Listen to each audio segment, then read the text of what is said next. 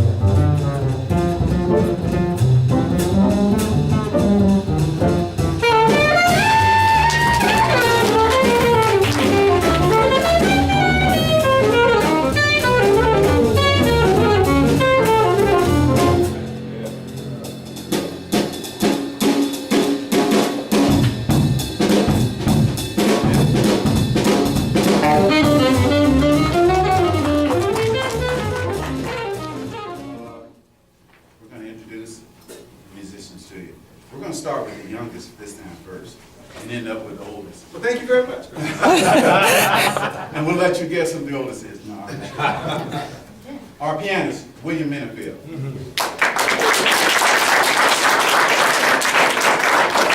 It's great to be here at Batesville Middle School. Just to tell you a little bit about myself, born and raised in Cincinnati, Ohio. My first instrument was actually violin. Played violin for a year, and then I switched to cello in the first grade because cellists get to sit down when they play. And I was lazy, I didn't want to stand up and play.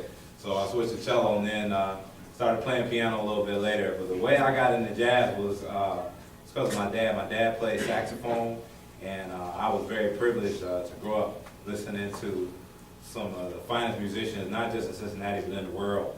And actually two of the guys that mentored me and got me to where I am, I actually had the privilege of playing with them today. They're sitting right here. And that's how I got into jazz, and I fell in love with it at a young age, and here I am today, playing for you guys. So thanks for having me. My name is Craig Bailey. Born and raised in Cincinnati, Ohio. Went to a regular old public high school, junior high school. I started music with a toy company that was funding young musicians. Kenner Toy Company. They gave me lessons when I was a kid. I was able to go over and study.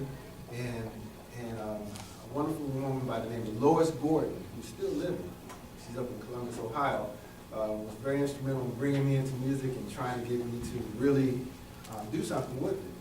After high school and in between all that, I met this wonderful gentleman back here, Jim Anderson, and a wonderful drummer named Bobby Scott, who's in Cincinnati, Ohio. And went to music school, left music school, came to New York, and I've been there for almost 30 years. And I've worked with some of the most fantastic, wonderful musicians. I work with a blind guy, kind of walks like this, talks like this. Anybody know what I'm talking about? He plays piano too. Anybody know? No. Right back here, right back here. Go ahead. Yes. Jamie Foxx did a movie about it. What's his name, son? You are a guy.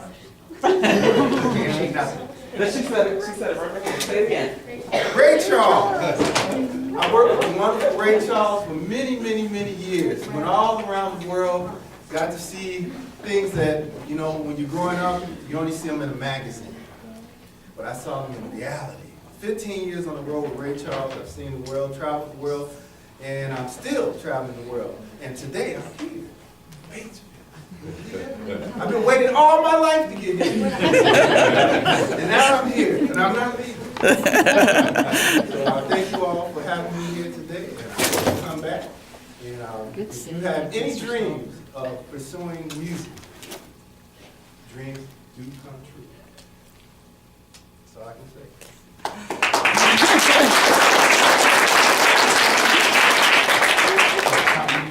Hi, my name is Melvin Broach, and I've been playing drums a long, long time. When I first started playing after the flood left and Noah parked the boat and I came on. It's been a long time, and my very first instrument I started playing was I had a set of drums. They had a picture of a Quaker on the side.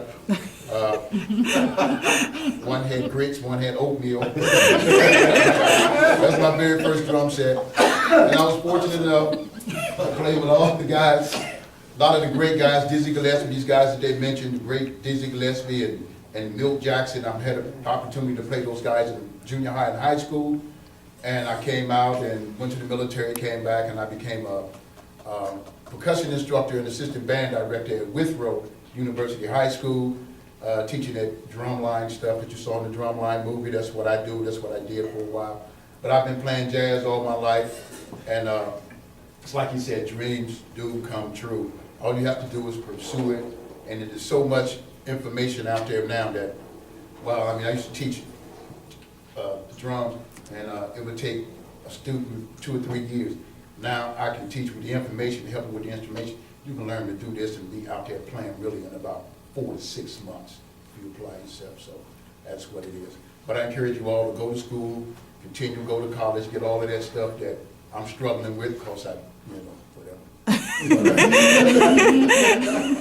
But I'm here now and I'm doing it, I'm glad to be here, glad to see all you people, guys, like you know all this stuff about jazz, Dizzy Gillespie, and improvisation and all that, that's great. Thank you.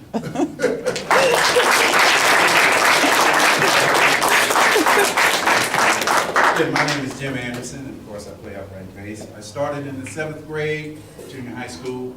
Again, actually, I wanted to play violin, but the teacher needed a bass player, or needed another one. So I started studying bass and liked it ever since. Went through some school, UC and Berkeley and Boston. Have played with many people, locally as well as nationally and internationally. And so I've been vice president here at Jazz Alive for a number of years. And this in-school jazz program is one I developed. And we are certainly happy to be here, and we've been in some other schools. So hopefully we'll come back and visit you again in the near future, and we hope you continue with music. And we would like you to, since you can go online and look up some of these names and everything, we would like you to investigate jazz, the great culture and the music of it. It presented it and did a lot of things here in the country. So with that, we're going to finish with, I think we have Miles Davis and John Coltrane, so we're going to try and do a combination of something that would represent both of them.